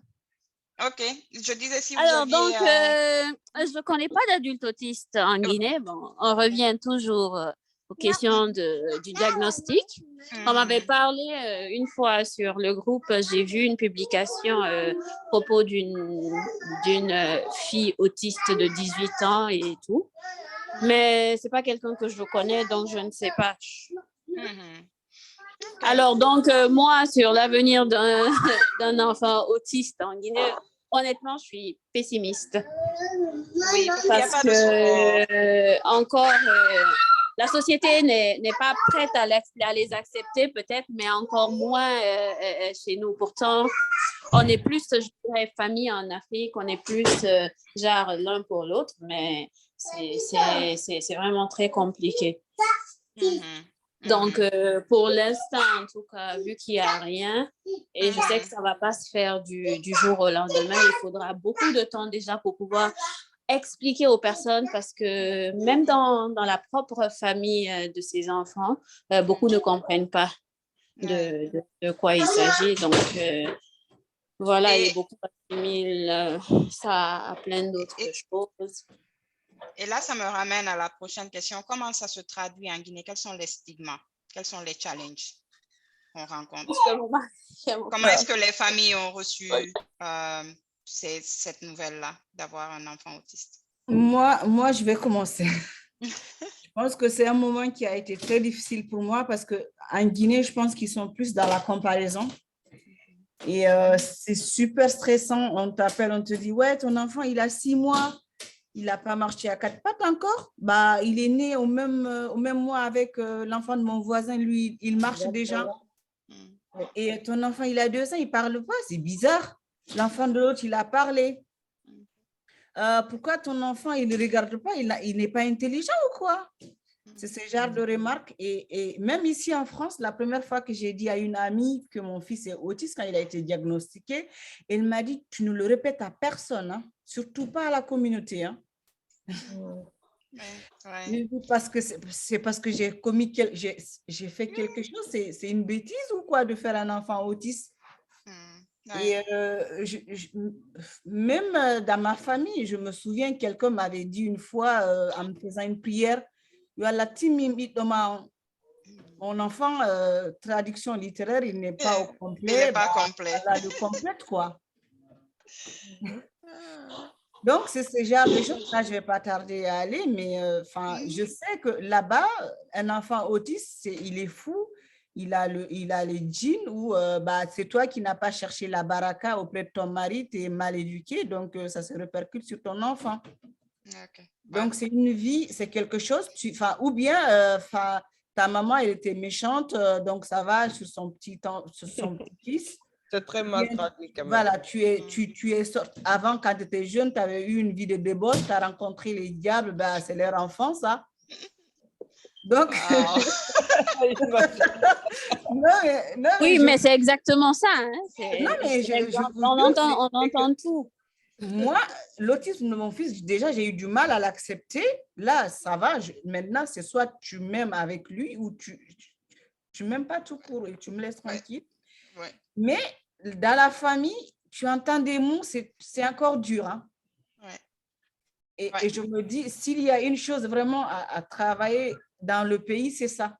Comment faire accepter à ces familles-là que l'autisme, comme l'a dit Fabi, c'est comme une couleur de peau. Va falloir c'est pas une tare, parce qu'il considère l'autisme comme une tare. Il est intelligent à un certain niveau, il est intelligent dans certains domaines. Il le comprend pas à ta manière dans un autre domaine. C'est pas parce qu'il est con, mais peut-être que ça l'intéresse pas. C'est pas, il n'a aucun intérêt à le faire. Donc, ça ne les intéresse pas, ils s'en foutent pas mal de la chose. Moi, mon fils, là, tout ce qui est scolaire, on le force à l'apprendre, mais on a du mal à lui faire apprendre. Mais tu lui donnes une tablette. Il va dans les paramètres, il te cherche des choses, il te paramètre ta tablette, il cherche des dessins animés, alors que tu es quelqu'un, tu n'as jamais tapé son nom dans ta tablette, tu te dis, c'est pas lu, c'est pas écrit, mais lui, il sait comment le rechercher. Donc, il faut qu'on comprenne, qu'on apprenne aux gens c'est quoi l'autisme et qu'on arrête de saouler parce que c'est les mamans qui trinquent. Oui, et les mamans qui trinquent, le plus souvent, c'est la faute à la maman. Les papas, eux, on leur laisse. C'est pas quoi, c'est pas c'est la maman, c'est ta faute, quoi. Donc, à un moment donné, il y en a marre. Non, on entend de tout, oui. On entend de tout. Bibi, tu as quelque chose à ajouter? Adèle? Attends, je vais passer à Adèle avant. Adèle. Et moi, on a le même truc ici, quoi. C'est que les enfants autistes, la question c'était quoi? Comment on aperçoit ça en Afrique, quoi, avec la... J'en ai même pas en parlé avec ma famille, je les ai en parlé, mais ils s'avèrent ne pas connaître. Donc, je ne me suis pas fatiguée. Ne te fatigue pas. Et comme je n'ai pas eu assez de problèmes avec elle, elle a marché à 7 mois. Elle a parlé un peu tard seulement. Mais ma maman dit non, ne t'inquiète pas, ton petit frère aussi, il a parlé tard, donc c'est la même chose. Moi, j'ai laissé, je ne me fatiguais même pas à expliquer quoi que ce soit. Je ne me fatiguais même pas à expliquer quoi que ce soit. Mais ici aux États-Unis, tu le sais que les gens autistiques qui sont vraiment intelligents, en quittant la vie d'adolescence, parce que lorsqu'ils grandissent, ils perdent assez d'aide du gouvernement pour les aider. On les met dans des boulots qu'ils aiment, qu'ils comprennent de plus. Eux, ils sont développés dans ça. Je ne sais pas si tu as regardé The Good Doctor, la série, l'autiste, là. Il est autiste, il est bloqué sur quelque chose et c'est ça. Tu ne peux pas le faire changer cela. Donc, il faut juste qu'on les comprenne à leur façon, à leur manière, c'est tout.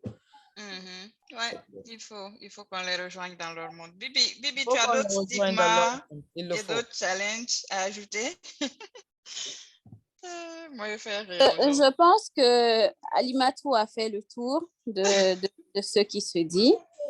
Et souvent aussi, ils pensent qu'il faut un traitement parce qu'ils disent « Ah, mais il y a des médicaments qu'il faut prendre, il ne prend pas son traitement. » Voilà, parce qu'ils ne comprennent pas que c'est une condition, c'est le neurodéveloppement, ce n'est pas une maladie. Voilà, donc pour eux, c'est une maladie. Et vous savez que tout ce qu'ils ne peuvent pas, qu'ils ne comprennent pas ou bien qu'ils ne s'expliquent pas, pour eux, chez un médecin ou scientifiquement, c'est directement mystique. Donc, c'est soit les djinns, soit les sorciers, soit la maman a fait quelque chose. En fait, elle est en train de récolter quelque chose qu'elle a fait peut-être avant. Et puis, voilà, c'est là les conséquences. Au fait, il y a toujours ce stigma et pour l'enfant et pour la mère. Voilà, donc, et surtout si il y a pas un enfant similaire dans la famille ou bien quelqu'un qui est passé par là. Ils te disent, ah, mais eux, ils n'ont jamais eu ça, hein, ils n'ont jamais vu ça. Donc, comment ça se fait? Voilà. Voilà. Donc, c'est bien dommage. C'est compliqué. Bon. Ouais. Et Aminata, toi, qu'est-ce que tu as entendu? Bon, moi, je pense que vous avez fait le tour. On a fait le tour, ok. C'est ça, parce que moi, jusqu'à présent, avec la famille, ils se disent que voilà, son père n'a pas parlé tôt, donc lui aussi, peut-être qu'il va parler après. Surtout ma grand-mère, c'est ce qu'elle dit souvent. En fait, le fait qu'on ne connaît pas l'autisme, c'est ça le problème. C'est ça qui fatigue, ouais. Mais moi, souvent, on me demandait d'aller voir chez ce sont les sorciers, c'est ça. On ne dit pas quand même que c'est l'autisme. En tout cas, dans ma famille, on ne sait pas encore. Parce que il y avait une série, je pense, indienne, c'est quand même le nom. C'est à travers ça que j'ai essayé un peu d'expliquer à ma maman, parce qu'elle regardait ça. C'est Antara, je ne sais pas si vous avez regardé ça. Non. La petite là, elle est autiste. C'est à travers cette série que j'ai essayé d'en parler, lui dire que voilà, le petit, il est comme la fille. Mais jusqu'à présent, quand même, ils n'ont pas vraiment accepté. Ils se disent qu'il va parler. Parce que le problème pour lui, c'est le fait qu'il ne parle pas. Et il ne joue pas avec les gens. Oui. Bibi, tu disais? Voilà. Donc, ils disent certaines fois en Polar, j'ai déjà entendu. En fait, c'est même pas seulement la famille, parce que lorsqu'une personne vient, ou bien lorsque tu vas dans un endroit public et qu'il y a certains comportements qui sont pas appropriés, ou bien qu'on lui dise ah bonjour, qui répondent pas, on dit moi j'ai entendu Kosondu, je sais pas c'est quoi, c'est un oiseau du genre qui fait ça et tout. Et on m'a demandé de regarder sous la langue, le frein de la langue. Peut-être qu'ils n'ont pas bien, qu'il est toujours là, c'est pour ça qu'ils ne parlent pas. Donc, mais c'est plus ça. Et on te dit bah, va voir une. Moi, pour vous dire, même son AVS, avec qui il va à l'école, je ne sais pas. C'est pour vous dire, en fait, c'est tellement ancré dans les mentalités. Elle me dit qu'il est très irrité, très actif jeudi et vendredi. Donc, c'est un signe. Elle a même trouvé des jours spécifiques. Donc, c'est que vraiment, c'est lié à quelque chose de mystique. C'est les jeudis et les vendredis que ça se passe comme ça. Ça se passe chez donc, elle. voilà, en fait, c'est déjà parce qu'il y a ça, il y a cette idée-là derrière la tête. Donc, du coup, tout ce qu'il fera, ça sera associé à ça. Voilà. Donc, moi, je dirais que, de toute façon, on va essayer de souligner que scientifiquement, d'après moi, mes lectures et des études que j'ai faites, so far, on ne trouve pas de cause à l'autisme. Il n'y a pas une cause qui a été déterminée. Oh, c'est ce qui est en train de causer It's just a different way of the brain being wired, that's it. Yes. Et les gens, ici aussi, il y a plein de théories. Les gens disent, ah, c'est les vaccins. Il y a des gens qui disent autre chose. Mais c'est pas causé par, ça n'a pas été prouvé que c'est causé par des vaccins. Ça n'a pas été prouvé que c'est causé par autre chose. Pour l'instant, la cause est inconnue. Mais on n'est pas le seul peuple à avoir de challenge, de stigma. Effectivement, quand l'humain de nature a peur de l'inconnu. Quand ils ne connaissent pas quelque chose, ils lui attribuent des choses. Et je sais que, je pense que je vous en ai parlé dans le groupe avant, quelque part, je pense, je ne sais pas si c'est au Nigeria ou au Ghana, mais ils ont quelque chose qu'ils appellent Child of the River, où quand un enfant naît justement avec ce développement, ce délai de développement, ou des enfants autistes en général, ce qui arrive, ils essayent de renvoyer l'enfant dans la rivière, disant que c'est un enfant de la rivière. Oui, c'est une sorte de djinn qui est venu, donc c'est un enfant de la rivière. Donc, ils envoient les enfants. Et quand tu te noies pas, tu reviens. Ben, on dit, OK, c'est un vrai enfant, c'est pas un enfant de la rivière. Donc, on a plein de stigmas comme ça au niveau des différentes communautés, au niveau des différents pays. Et même en Chine, je pense, ils ont quelque chose, une sorte de honte par rapport à un enfant qui a un diagnostic de handicap ou d'autisme, quelque chose comme ça. Excuse-moi, Fabi, même en Guinée, là, je viens de me souvenir de quelque chose. Souvent, ce genre d'enfants, on demande à ce qu'on les dépose sous un baobab et qu'il y a un vent. Si c'est un djinn, il y a un vent qui va passer les prendre. Ça, je me souviens de ça parce que quand j'étais, je pense, au collège, j'avais entendu une histoire comme ça. Voilà. Ça existe, je pense que c'est en général en Afrique. Et je sais que même dans certaines régions comme la forêt, ces enfants sont parfois éliminés, tout simplement. Parce que lorsqu'il y a des malheurs et tout, on les attribue à ces enfants. Voilà, donc c'est déjà quelque chose de bien ancré dans la culture, je dirais, de la plupart des Africains. Voilà, donc, et je pense que tout ça, c'est dû au manque d'informations, au manque. Bien sûr. Voilà, donc on va faire une plus grande campagne. Alimatou, vas-y. Il y a une pratique aussi qui se fait ces derniers temps, je pense qu'il faut le signaler. Il y a des parents aussi qui vont chez des charlatans et le charlatan rentre avec l'enfant dans une chambre et il ressort avec un serpent. Il dit que l'enfant s'est transformé en serpent. Qu'est-ce que ce dernier a fait de cet enfant? Seul Dieu sait. Donc, il faut alerter aussi les parents pour ça parce que je me dis, l'enfant qui s'est transformé en serpent, voilà, je ne sais pas, peut-être qu'il a pris l'enfant, il l'a sacrifié ou il le revend tout simplement. Il y a du trafic d'enfants en Afrique. Moi, je suis croyante, donc je me dis, bon, ils ont dit que à chaque maladie ou chaque chose, enfin, l'autisme, on est d'accord, ce n'est pas une maladie, mais dans chaque chose, il peut y avoir des alternatives, comme dans la médecine, il peut y avoir des solutions. Mais chacun fait ce qu'il veut. Si vous voulez faire des choses, faites-le de façon clean. Soyez là auprès de votre enfant. N'attendez pas que les gens fassent des choses pour votre enfant derrière vous. Soyez là. Si vous êtes convaincu que c'est quelque chose qui peut marcher, restez avec lui. Parce qu'il y a de tout maintenant chez nous. Et les enfants, les femmes sont les premières victimes.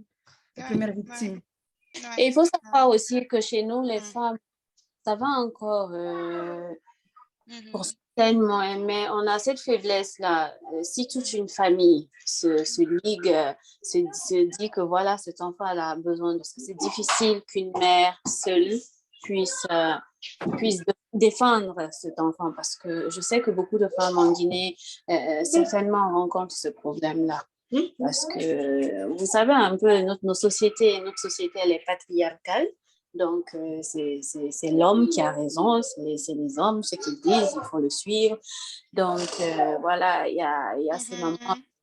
Je pense que d'ailleurs, beaucoup de mamans peut-être ne parleraient pas pour cette raison-là, parce que s'ils considèrent déjà l'autisme comme une tare, donc c'est une honte pour la famille, c'est des enfants qui sont cachés, qui sont dans des maisons qu'on ne veut pas montrer et tout.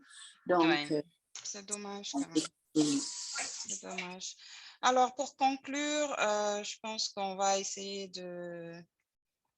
en une minute, si on peut parler de nos craintes et de nos espoirs et de les partager avec celles qui nous regardent et qui potentiellement vont être dans la société et vont voir nos enfants. Qu'est-ce qu'on pourrait leur dire?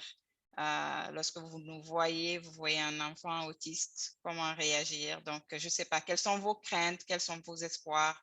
Je pense que je vais commencer par toi, Bibi, parce que je pense que Adèle et Halimatou sont toutes les deux en train de parler. Alors, donc, je pense que nos craintes seront vraiment les mêmes. Quel que soit le pays dans lequel on vit, peut-être encore plus pour celles qui sont en Afrique, vu que, en Guinée particulièrement, vu que déjà il n'y a pas de ressources pour pouvoir aider ces enfants. Donc, l'espoir, c'est qu'ils soient autonomes. On ne sait pas jusqu'à quel moment nous, les mamans, on sera là pour eux. Et on sait que si ce n'est pas nous, je ne vois pas la personne qui va faire ce que nous, on est en train de faire pour eux. Donc, c'est vrai, les papas, il y a certains papas qui sont quand même assez impliqués, mais ce qu'une maman peut faire, je pense que personne d'autre ne puisse le faire. Donc là, c'est se battre au maximum maintenant pour que ces enfants-là puissent être autonomes, pour qu'ils puissent vivre, qu'on soit là ou qu'on soit pas là. Déjà, en général, la crainte d'une maman, c'est de partir et de laisser de jeunes enfants pas encore autonomes, indépendants. Et encore plus quand tu as un enfant avec une certaine condition. Donc, c'est encore plus compliqué. Donc, ma crainte, c'est ça, c'est surtout ça, quoi. Me battre au maximum pour qu'ils puissent être indépendants, autonomes, qu'ils puissent vraiment avoir sa place dans la société. Que cette société puisse, au fil du temps, accepter sa condition et pas seulement chercher à ce que lui, il ressemble au diktat de la société, mais qu'eux aussi comprennent que voilà, quoi, c'est sa façon d'être et voilà, que c'est une personne à part entière. Voilà, il n'est pas... Bon, c'est un peu ça, quoi. Donc, j'espère que les mentalités vont changer, vont évoluer. J'espère qu'on aura les ressources nécessaires pour aider nos enfants et pourquoi pas les autres enfants aussi. Donc, voilà. OK. Ouais, je pense que on se rejoint. Alimatou, tu veux ajouter un mot de la fin avec les craintes, tes craintes, tes espoirs, ton espoir pour nos enfants? Alors, moi, mes craintes, c'est que est-ce qu'un jour, mon enfant va trouver sa place? Ou, parce qu'en France, ici, il est vu comme autiste, noir, musulman. Et ça fait beaucoup pour lui. Ouais, ça c'est beaucoup. C'est clair, c'est beaucoup de... Et en Guinée, il est vu comme tout simplement fou et qui ne servira à rien. On est capable de se dire que tu as 2 enfants et demi. On t'invite aux États-Unis ici. Mais des fois, on dit, mais heureusement que tu en as d'autres, hein? Oui, exactement. Et, ou bien on dit que, parce que ma fille, c'est une pipelette, on dit que, ouais, ta fille, elle a pris le langage de tout le monde. Exactement. Donc, ça, c'est ma crainte, mais mon espoir, c'est que je me bats. Je suis quelqu'un, je ne me laisse pas faire. Dieu m'a confié cet enfant, c'est que je dois avoir la force de l'accompagner. Et aujourd'hui, au début, je me mettais beaucoup la pression, il faut que... Aujourd'hui, je me donne l'obligation, je me donne les moyens. Les résultats ne m'appartiennent pas. Et j'y travaille de toutes mes forces, de tout mon âme. Et je prie de toutes mes forces pour qu'il y ait de bons résultats. Et je garde espoir. Je me dis, un jour, il s'en sort, enfin, il pourra trouver sa place et il pourra faire ce qu'il veut. Et voilà, quoi. Et ce qui me fait plus plaisir, c'est que c'est un enfant heureux comme tout. Tu le regardes mal ou pas, il est heureux dans son coin. Voilà, donc voilà. On espère qu'il ne perdra jamais cette joie de vivre. Et je pense que le mien, il est comme ça aussi. Il se réveille souriant et dès qu'il se réveille, il dit « Hi, how are you? Good. » Et il te dit, il dit « Good » avant même que tu ne dises « Good ». Il répond à ta place. Donc, quand il me demande quelque chose, il sait que j'aime les câlins. Quand il me demande quelque chose, il fait comme ça d'abord. Il me câline d'abord avant de me demander. Donc, c'est ça, ils ont beaucoup de joie de vivre et il faut juste les comprendre et les supporter du mieux qu'on peut. Comme tu dis, le résultat ne nous appartient pas. Adèle, tes craintes de nos jours, tes craintes, ton espoir? Mes craintes pour ma fille, je peux dire que je ne m'en mets pas en tête. Je me dis que tout va aller bien. Elle va pouvoir s'intégrer. C'est ça mon espoir. Et on dit, demande à Dieu ce que tu veux, il te le donnera. Il te le donnera. J'ai pas de doute. Je veux pas mettre de doute en cela. C'est Dieu qui nous a donné ses enfants. On doit juste avoir confiance au bon Dieu encore. Ma fille, quand même, je sais que elle s'intègre très rapidement. Donc, j'ai de l'espoir pour elle. Elle me dit que lorsqu'elle grandira, elle va être, she's gonna be a lawyer. Elle va être avocate ou bien docteur. Magnifique. Magnifique. Parce Magnifique. qu'elle Aminata? résonne très, très bien. Elle Oui, résonne excellemment. parfait. Je me Parfait. souviens, une fois, j'étais au boulot, j'étais tellement fatiguée, elle m'appelle qu'elle veut quelque chose à Walgreens. J'ai dit d'accord, comme j'étais pressée. Je rentre sans la chose. Elle me dit, but mommy, you said, tu m'as dit que tu as amené. J'ai dit oui, mais j'ai oublié que non, que quand tu dis oui à une chose, c'est oui, tu dois le faire. Oui. Good. Elle m'a rappelé le lendemain encore. Donc, j'ai dit peut-être. Oh. J'ai utilisé le mot peut-être. Jusque-là, mon mot peut-être là me sauve. Quand je suis C'est venue, peut-être. je n'avais pas ça encore à main. Elle dit, c'est pas grave. Tu avais dit peut-être, Peut-être, oui. peut-être tu vas acheter, peut-être tu vas pas acheter. J'ai dit, Dieu merci. Peut-être là, va jamais finir dans ma bouche. Ouais. Aminata, tu as un mot de la fin? Oui, Aminata n'est plus là. Elle est en mute. D'accord. Aminata? Bon, je pense que vous avez fait le tour. Okay. Je n'ai pas grand-chose à ajouter. D'accord. Donc, moi, je dirais que oui, j'ai des craintes comme toutes les mamans qui sont là. J'avais des craintes. Je suis beaucoup plus en paix aujourd'hui avec moi-même. Mais je pense qu'il y a toujours cette crainte qui continue à me hanter, mais je trouve que je me suis beaucoup plus rapprochée de l'objectif que je veux aujourd'hui. Quand il a été diagnostiqué, initialement, ça a été plus des questions de... Parce que on pense toujours à la mort, à quand je ne suis pas là, qui va s'en occuper? Qu'est-ce qui va se passer? Si je dois tout faire pour lui, parfois, comme je dis, il y a des moments où tu es fatigué, tu n'as pas de sommeil, tu n'as pas d'énergie. Donc, tu te dis, mais qu'est-ce qui va arriver si toute ma vie, je dois faire ça? Et quand je ne serai pas là, qu'il n'y a pas de remplacement et que mon mari n'est pas là, donc comment ça va se passer? Mais comme Alimatou, comme Adèle, mais plus peut-être toutes les mamans qui sont représentées ici, c'est prendre un pas après l'autre. Commencer les thérapies, faire les thérapies, penser à un avenir, dire, OK, qu'est-ce que je dois lui laisser en termes financiers? Comment je dois commencer à mettre de l'argent de côté je dois financer son autonomie ou quelqu'un qui doit venir être avec lui si je ne suis pas là. Donc, en termes d'expérience, comment est-ce que mon enfant va travailler quand il sera plus grand? Oh, il ne peut pas travailler pour quelqu'un. Comment je peux créer un emploi pour mon enfant? OK. Je veux avoir ma propre entreprise pour que je puisse employer mon enfant si mon enfant n'est pas là. Donc, c'est toujours essayer de faire des plans.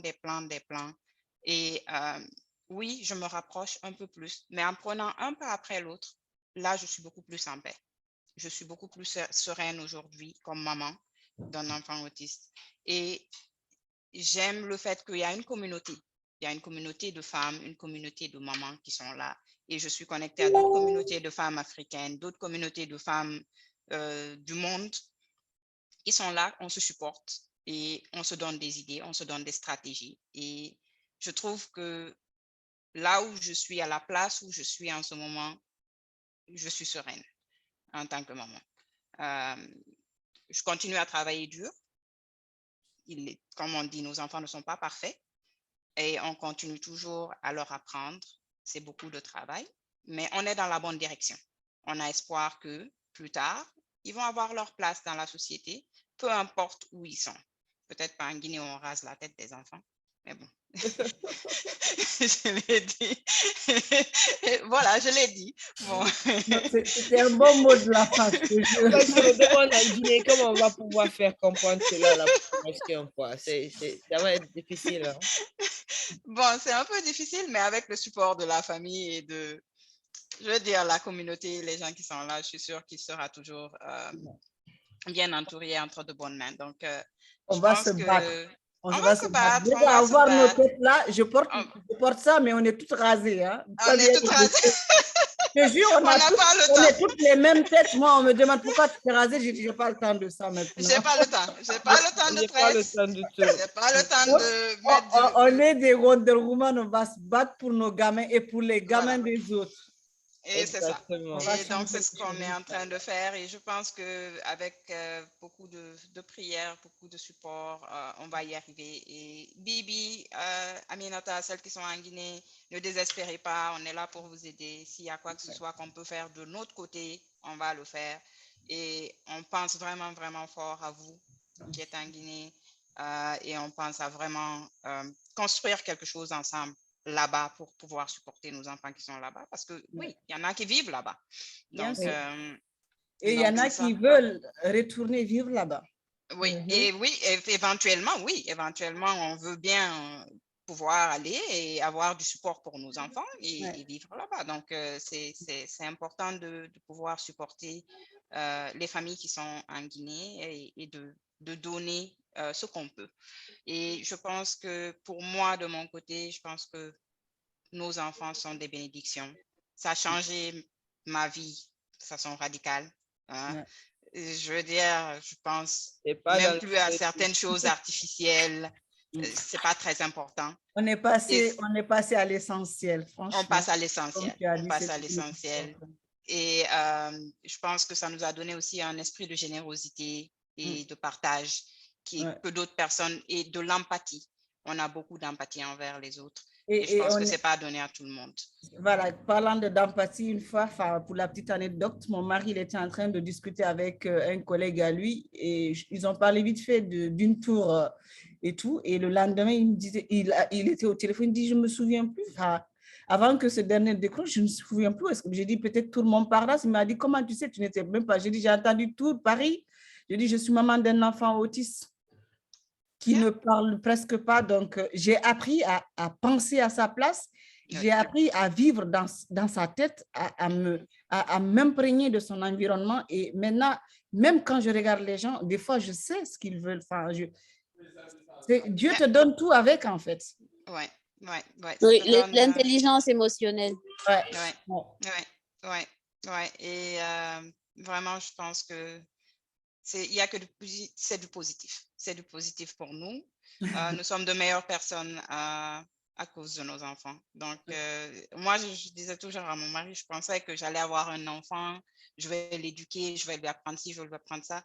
Mais en fait, j'ai beaucoup plus appris de lui que lui n'a appris de moi. Donc, chaque jour, j'apprends des choses de la vie. Et c'est grâce à lui que je les apprends. Donc, je pense que c'est un partenariat mutuel.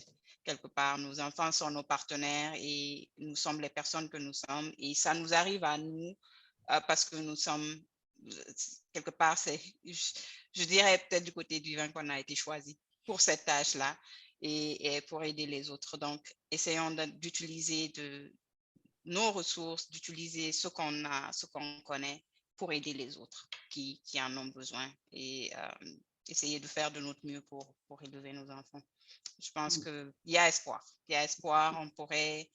Ils pourront, je pense, avec beaucoup de support, être des êtres indépendants et qui contribuent à la société. Je pense que la première étape sera de les faire comprendre que ça existe en Guinée, parce qu'il y a beaucoup qui ne savent pas. Oui, et on fera une plus grande campagne. Que ça existe, que ce n'est pas quelque chose de mystique. Oui, c'est ça. Et ça va exister de plus en plus. Ah oui, bien sûr. Là. Oui. Je pense qu'on va faire une plus grande campagne peut-être autour de décembre. On va en reparler et coordonner et travailler ensemble. Et on va faire quelque chose sur le terrain. On sera sur place pour certaines. Et celles qui sont déjà sur place vont nous aider aussi à supporter cette campagne de sensibilisation-là. Mais on va essayer de sensibiliser beaucoup plus et de supporter beaucoup plus de parents. Je dirais juste à ceux qui vont réécouter cette vidéo qu'il y a un groupe sur Facebook qui s'appelle Autism Bird, groupe de parents, groupe de support des parents. Je pense que c'est ça, le Autism Bird, groupe de support. On mettra avec le lien de la vidéo. Je le mettrai. Ça va être un lien que je vais mettre en bas de la vidéo YouTube une fois qu'on aura édité la vidéo. Donc, sur ce, je pense qu'on a fait le tour aujourd'hui. On a touché à beaucoup de points. Fallait commencer quelque part. Et on va étaler un peu plus au fur et à mesure qu'on va continuer nos campagnes de sensibilisation. Et je vous remercie toutes d'avoir participé aujourd'hui. Et je souhaite une bonne soirée là où vous êtes et un bon après-midi pour celles qui sont aux États-Unis ici. Merci beaucoup, Fabi. Merci de Merci. donner tout ce temps-là à nous. Merci beaucoup. Merci aux autres mamans aussi. Merci à vous. Merci à vous. Merci à toi.